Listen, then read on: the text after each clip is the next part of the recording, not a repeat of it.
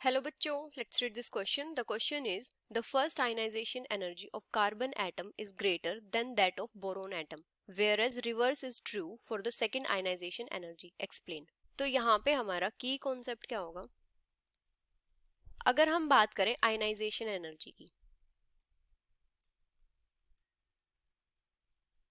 तो ionization energy क्या होती है? किसी भी आइसोलेटेड गैसियस एटम से इलेक्ट्रॉन को रिमूव करने के लिए जो एनर्जी की रिक्वायरमेंट होती है उसको क्या बोलते हैं? Ionisation energy.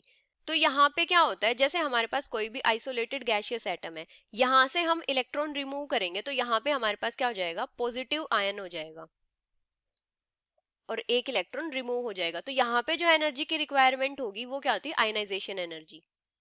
अभी अगर इस पॉजिटिव आयन से हम एक और इलेक्ट्रॉन रिमूव करेंगे तो वहां पे जो एनर्जी की रिक्वायरमेंट होगी उसको क्या बोलते हैं? Second ionisation energy. अभी क्या होता है, जब भी किसी पीरियड में हम लेफ्ट टू राइट जाते हैं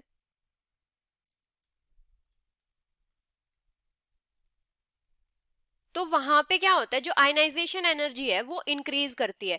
क्योंकि लेफ्ट टू राइट जाते हैं तो वहां पे क्या होता है, जो इफेक्टिव न्यूक्लियर चार्ज है वो इंक्रीज करता है, जिसकी वजह से जो इलेक्ट्रॉन्स होते हैं उनकी न्यूक्लियस के साथ अट्रैक्शन ज्यादा होती है और इलेक्ट्रॉन को रिमूव करना इजी नहीं होता है, इसलिए वहां पे ज्यादा एनर्जी की रिक्वायरमेंट होती है। इसलिए लेफ्ट टू राइट जाते टाइम किसी पीरियड में क्या होता है? आयनाइजेशन एनर्जी इंक्रीज करती है।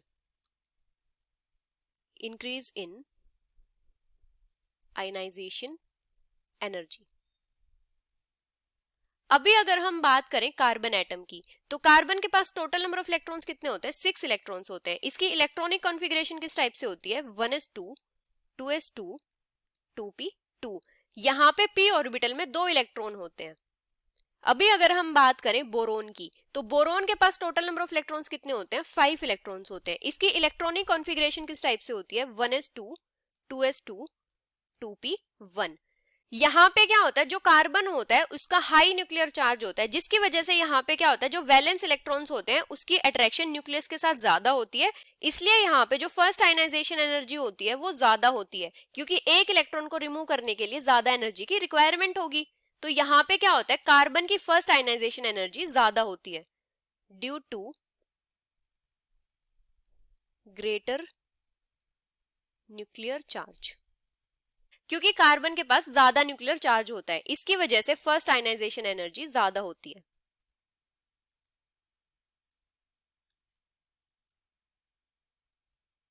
Is greater than boron.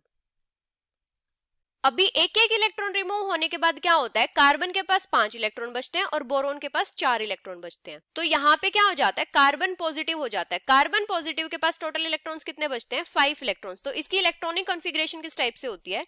1s2 2s2 2p1, क्योंकि p ऑर्बिटल में से एक इलेक्ट्रॉन रिमूव हो चुका है। अभी जो बोरोन पॉजिटिव है इसमें टोटल नंबर ऑफ इलेक्ट्रॉन्स कितने बचते हैं? 4 इलेक्ट्रॉन्स बचते हैं। इसकी इलेक्ट्रॉनिक कॉन्फ़िगरेशन किस टाइप से होती है? 1s2 2s2। यहाँ पे क्या होता है, जो s ऑर्बिटल होता है वो फुली फिल्ड होता है, फुली फिल्ड s ऑर्बिटल। इसकी वजह से यहाँ पे क्या होता है, इलेक्ट्रॉन को रिमूव करना इजी नहीं होता। इसलिए यहाँ पे क्या होता है, इलेक्ट्रॉन को रिमूव करने के लिए जो एनर्जी की रिक्वायरमेंट होती है वो ज्यादा होती है। इसलिए जो सेकेंड आयनाइजेशन एनर्जी होती है बोरोन की वो ज्यादा होती है। तो यहाँ पे क्या हो जाएगा? High ionisation energy.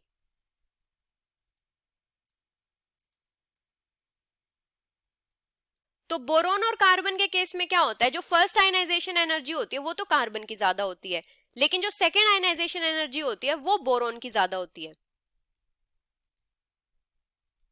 First ionisation energy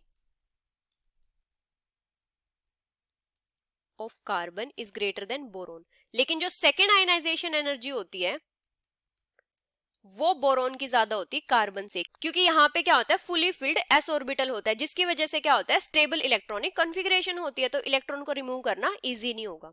so this is the final answer. Hope you understood it well. Best of luck.